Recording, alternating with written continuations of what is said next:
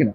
যেমন ধরেন সৌদি আরবে গুনার কাজ অনেকে বলে এটা করছে এটা করছে এটা করছে, কিন্তু তারা নামাজ সালাত প্রতিষ্ঠা করে, নিজেরা পড়ে এবং সালাতে থাকে, গুনার অনেক কিছুই তারা করে, তারপরেও তারা তাদের বিরুদ্ধে বিদ্রোহ করাটা হারাম হবে। এই জন্য বুঝছেন কথাটা, তাদের বিরুদ্ধে বিদ্রোহ করার কোনো সুযোগ ইসলামে দেয় নাই।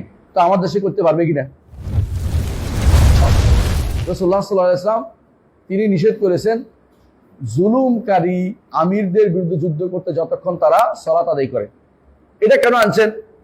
কারণ এটা এই আমিরদের বিরুদ্ধে যতক্ষণ পর্যন্ত সালাত আদায়কারী হয়, আমাদের দেশে সালাত আদায়কারী নাই, এগুলি বহুত আগে শয়তান হয়ে গেছে, এগুলি কথা বলতেছি না। মানে যেখানে বলতেছি যে যেখানে ইমামরা সালাত আদায় করে, ইমামরা নামাজ পড়ে, ইমামরা নামাজ প্রতিষ্ঠা করে, ততক্ষণ পর্যন্ত সেই জায়গাতে তাদের ইমামদের বিরুদ্ধে যুদ্ধ করতে রাসূল নিষেধ করেছেন। যুদ্ধ করলে কি হবে?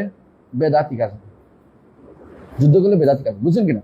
যেমন ধরেন সৌদি আরবে গুনার কাজ অনেকে বলে এটা করছে এটা করছে এটা করছে, কিন্তু তারা নামাজ সালাত প্রতিষ্ঠা করে, নিজেরা পড়ে এবং সালাতে থাকে, গুনার অনেক কিছুই তারা করে, তারপরেও তারা তাদের বিরুদ্ধে বিদ্রোহ করাটা হারাম হবে। এই জন্য বুঝছেন কথাটা, তাদের বিরুদ্ধে বিদ্রোহ করার কোনো সুযোগ ইসলামে দেয় নাই।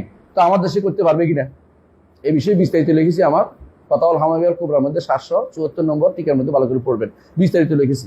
মানুষ কিছু শর্ত পূরণ করতে হয়, সবকিছু এমনি করা যায় না। আপনি যদি কোনো সামর্থ্যবান হন এবং ক্ষতি কম করে হন এবং আপনি যদি কোনো এর চেয়ে উন্নত ব্যবস্থা করতে পারবেন বলে শিওর হন, তখন শুধুমাত্র আপনি বিরুদ্ধে দাঁড়াতে পারবেন না, বিরুদ্ধে দাঁড়াতে শরীয়ত অনুমোদন করে না। আর আমরা এখন কি করেছি? এত যুদ্ধ করে কি করেছি? সাথে কি পাইছি? বহুত্ববাদ, লালনবাদ, ফালনবাদ, এগুলি আমরা পাইছি। আল্লাহ মাফ করুন। এরপর শোনেন, রাসূলুল্লাহ সাল্লাল্লাহু আলাইহি ওয়াসাল্লাম নিষেধ করেছেন যে এদের বিরুদ্ধে যুদ্ধ করা যাবে না। যারা এই ইমামদের যুদ্ধ করে তাদের কি বলা হয়? খাওয়ারিজ। বুঝে আসছে কথাটা? খাওয়ারিজদের রাসূলুল্লাহ সাল্লাল্লাহু আলাইহি ওয়াসাল্লাম তাদের ব্যাপারে আমাদেরকে সাবধান করে দিয়েছেন।